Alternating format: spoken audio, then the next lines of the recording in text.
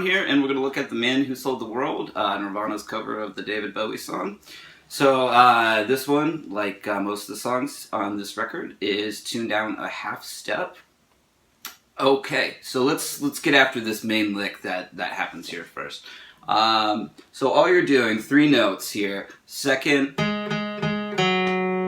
to your open 3rd string, and that's a hammer-on and pull-off from 2 to 3, and then you're going to pick the final last open note.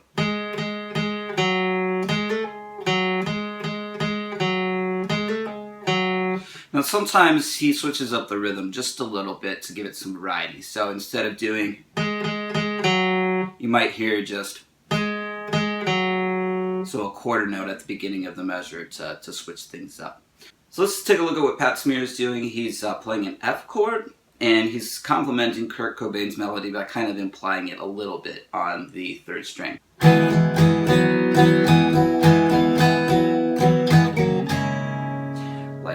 Like so. Alright, so what he's doing is this F chord is played on your high 5 string, so not a full bar chord. So you have 3, 4, 2, 1, 1. And what he's doing is, so on the end of 2, you're getting that open string. You're getting it again on the end of 3. And then you're going to put the middle finger back down on beat 4 and lift it up again. So slowly you get like that. And back to tempo.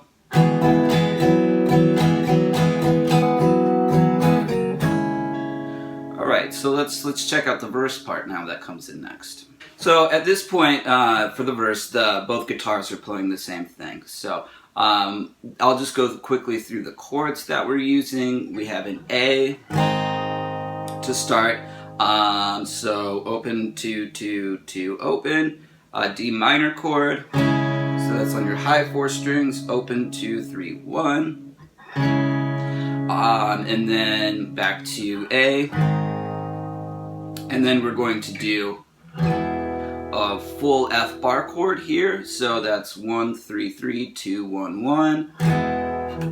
And then we have a C chord, and sometimes the low G notes getting in there, so I would, fret it like this. So that's 3, 3, 2, open, 1, 0. And then you're back to an A, to a D minor.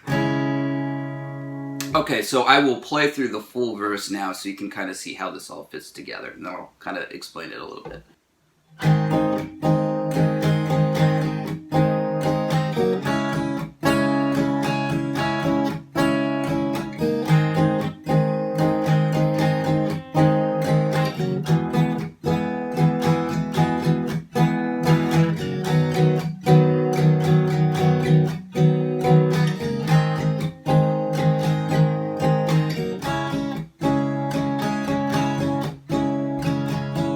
Alright, so it's all pretty straightforward except for when it comes back to the A chord for the last time, where he sings, we must have died alone, that little bit. So when you come back to the A chord from the C chord, you're playing the chord for a bar of 6/4, or you could consider it a bar of 4/4, then a bar of 2/4. So we have 1, 2, and 4, and 2, and 1. So, it's something to be aware of there. Just, a half bar of 4 there to accommodate the rhythm of the lyrics. Alright, so let's check out the next part of the song. So for the chorus, we'll check out Kurt Cobain's part first. As kind of a heads up, it sounds like, to me, he was doing alternate strumming for the first bar of the chorus, like, and then for the next bar he switches to. So I would keep it consistent. Whatever way you want to do it, I don't think it really matters. It'll work either way. I typically like to do it with alternate strumming, but just something to be aware of. So we have this C chord here, and we're going to strum this for 3 measures. Well, I'll play the first 4 measures of the chorus here.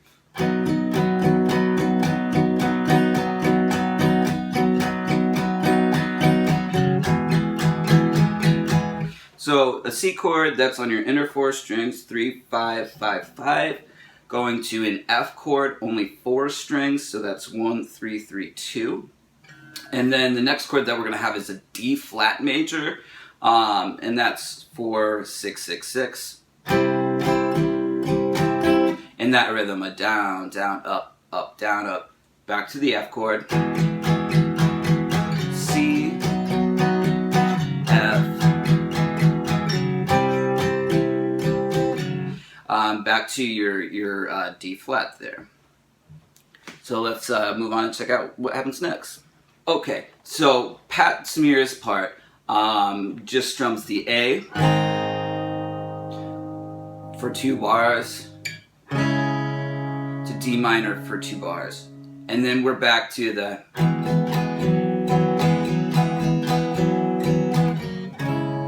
and so over this part, this is where Kurt Cobain's going back to the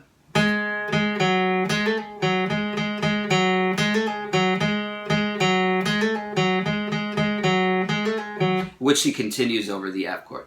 So a word about the tone that he's using. It's pretty interesting. So what he's doing is the strings that he's using are pretty, I would say, kind of more like electric guitars strings sounding almost than acoustic, which really you can only get away with when you're plugging in and you're not getting the acoustic tone of the acoustic guitar, maybe with a end address condenser. So what he's using for the overdrive is the Tech 21 Sans amp. So he's just turning on an overdrive pedal to get these sounds. So really, I mean, you could simulate this with any overdrive pedal that you want. It's mainly getting the right set of strings on your guitar to work with that overdrive and have it not sound cheesy and ridiculous. Okay, let's move on. So we have another verse, and I'm going to go back and for the chorus and explain to you what Pat Smear is playing during the chorus. So let's take a look at that. So the first 2 measures of the chorus, the guitars are kind of doubling each other. So he's just strumming that C chord for the 2 first measures. Then he starts to double the bass line.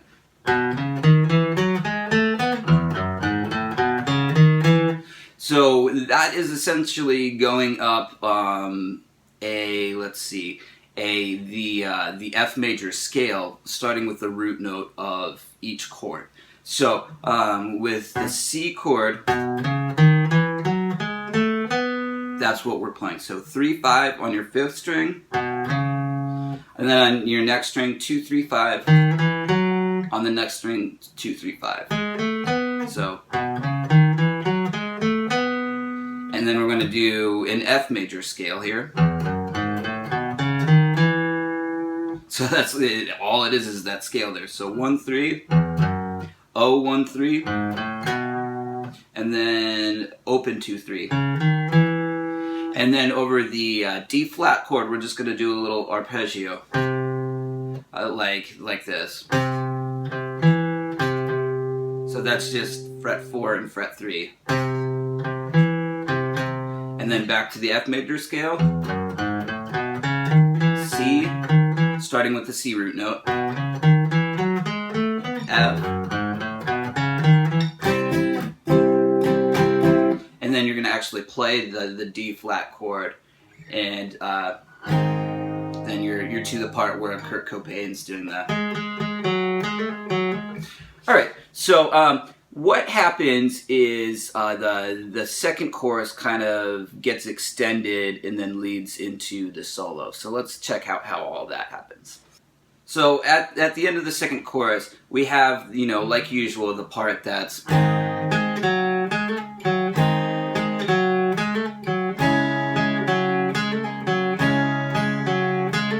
so I'm just, basically combining those parts there.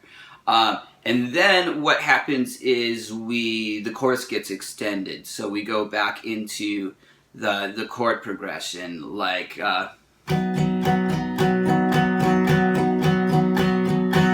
you know, that part.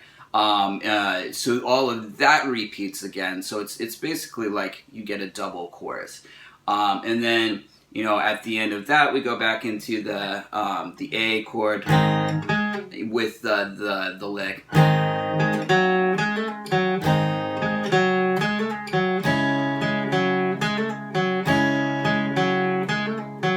And then we're kind of into new territory. So let's check out what happens there. What happens for the outro or the guitar solos? Kurt Cobain continues to do that. And Pat Smear for the first 4 bars is doing this.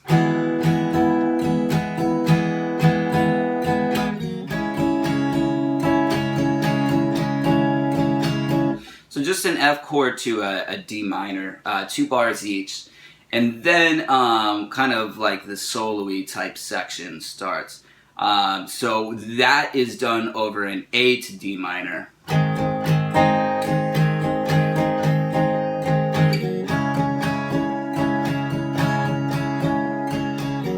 And okay, so what Kurt Cobain is doing, I would say it's probably more than likely a mistake that he plays at the beginning of this solo, but yeah, let's look at all of that in detail and talk about that.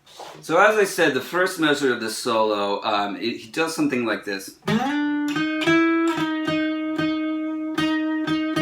Actually, the first 2 measures. So again,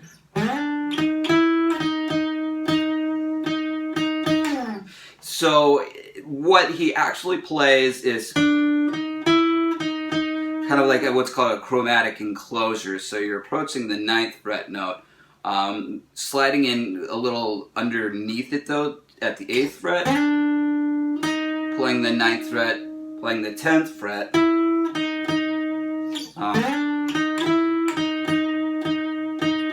and he's just playing this all with 1 finger. So what I think he meant to play was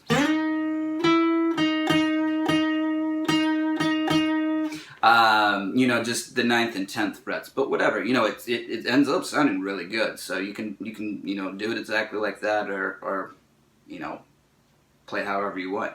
And then he's going back to the main lick.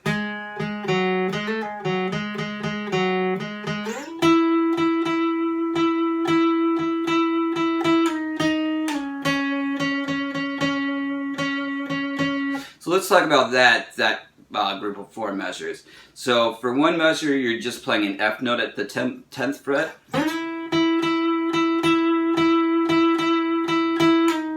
At the end of the next measure, you're sliding to 9, and then at the beginning of the next measure, sliding from 9 to 7. And then you're sliding back up to 9.